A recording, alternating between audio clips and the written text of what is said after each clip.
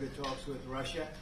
We've had some very good talks with others, and we're trying to get the war ended. I don't think it's going to be much of a problem. I think once we settle, there's going to be no more war in Ukraine, and you're not going to have it. It's not going to be a very big problem. That's going to be the least of it. Mr. President, how do you react to people in Europe who say that you are... We're helping Ukraine like nobody's ever helped Ukraine before. And I can say this, if I didn't become president, Ukraine would right now still be at a level where there would be no even thinking about a peace. And it was, it's a sad thing that this happened. This would have never happened, this war, if I were president. Zero chance. And about this just a moment ago. This is exactly what we want to do. We want to build peace with you.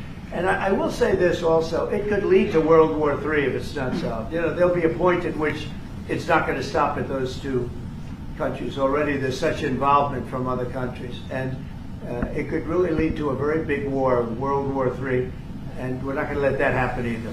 He's a smart customer, I will tell you that. Sure.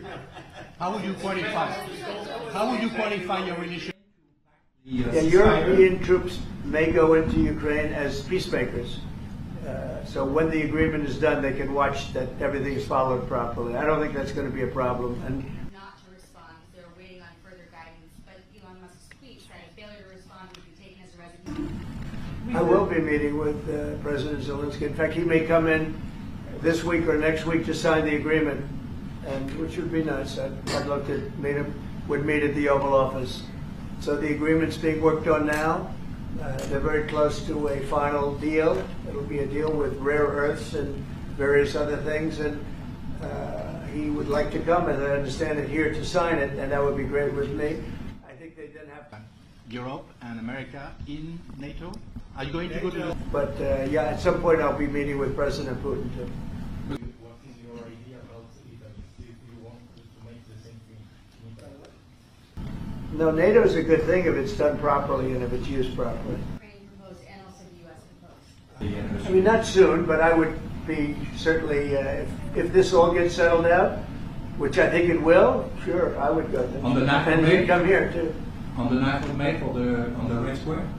I don't know, 9th of May, no, I think that's pretty soon. But no, at the appropriate time I would go to Moscow. When do you think the war will end? I think the war could end soon. How soon?